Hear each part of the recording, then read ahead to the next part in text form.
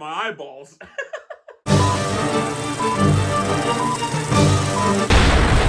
Comment down below, what did you think of this film, Lisa Frankenstein? Was this an awesome horror comedy, coming-of-age love story? I would love to hear your thoughts and comments down below. While you're down there, don't forget to click that like button and subscribe to my channel for more content. Today, we're talking about the 2024 horror comedy, coming-of-age love story film, Lisa Frankenstein. A coming-of-rage love story.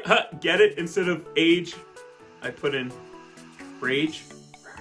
You suck, you jackass. About teenager Lisa, when a freak accident reanimates a corpse from her favorite cemetery, she must keep his arrival a secret from her family and classmates while also embarking on a journey of love, happiness, and missing body parts.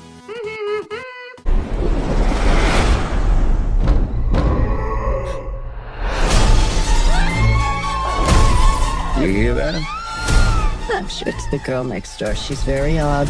Written by Diablo Cody, the famed writer of such great films as Juno, Jennifer's Body. So first of all, this movie is exactly what it's marketed to be. It is a romp, it's a funny, ridiculous, over-the-top, stupid in some ways, but also funny and intelligent in other ways.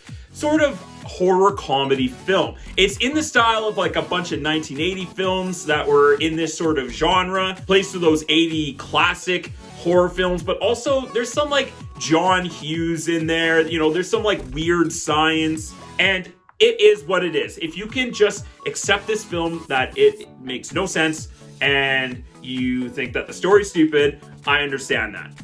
If you can get over that, this film is quite fun. Is it Jennifer's Body? No, not even close. But there is some legit hilarious laugh out loud moments where I was howling. There's some parts where the comedy doesn't quite work, but like any comedy film, 70% of the time I was laughing out loud. I thought it was pretty funny.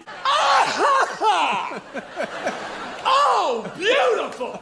I thought Catherine Newton and Carla Giacchino were specifically amazing in this movie. Cole Sprouse does a decent job. He doesn't really talk much in this film. It is definitely a more silent performance, and in that regards, he pulls it off. Like, he did it well. The feel and the tone and the style and the lights and the design of the film is really fun, and it has that 80s feel. Like, it absolutely feels like 1989 watching this movie. The dialogue is really funny. There's some great character dynamics throughout the film. The movie's not too long, which I really appreciate. It's under 2 hours, and I love that. And there's some great shots, some decent cinematography, some wonderfully offbeat, quirky tones to this movie, a la Tim Burton, mixing with like Diablo Cody. And if you like Tim Burton and you like the feel of Diablo Cody's films, there's no reason that you won't really enjoy this movie. I love it! Is it necessarily my cup of tea?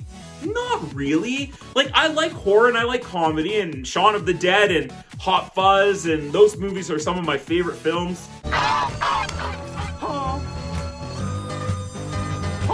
This movie has aspects of it, and then at times there are some scenes that are just so cringy and not funny that it just destroyed that like 5 minutes of that movie for me. This was one of those movies that kept testing me, like, oh man, this is kind of boring at parts, and oh man, this is kind of like so ridiculous, it's hard to jump into it fully.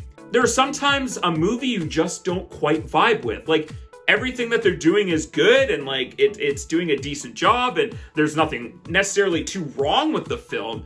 It doesn't just quite hit you in the right place. It doesn't quite connect with you for whatever reason. I don't get it. That being said, I was in a theater with a lot of people who were a lot younger than me. Gen Z was in full effect inside of my theater. They seemed to love this movie. They were laughing their asses off, and they were howling and screaming at parts, and I mean, good for them, all the better, because I feel like this movie could be a cult classic to Gen Z and to a certain demographic of people. For me, this just doesn't quite do it for me. It is worth watching, especially when it comes on streaming. It is worth the view. Is it worth it? Oh yeah, it's worth it. If you're strong enough. Before I get into my final thoughts and grade on this film, make sure you click that like button and subscribe to my channel for more content. What did you think of Lisa Frankenstein? Do you love Diablo Cody's movies? What is your favorite horror comedy film ever? So overall, I had a good time with this movie. I had a lot of fun. I had a lot of laughs. I thought it was entertaining. It's not a perfect movie, and ultimately, I wouldn't say like it's going to be in my top 10 films for 2024. So overall, I'm going to go ahead and give Lisa Frankenstein a B-. Thank you so much for checking out Mr. Teach Film Preach. Come back and check out some other video reviews such as Argyle and my most anticipated films of 2024. Have a great day, everyone. Stay focused, stay awesome, and as always, let's get taught.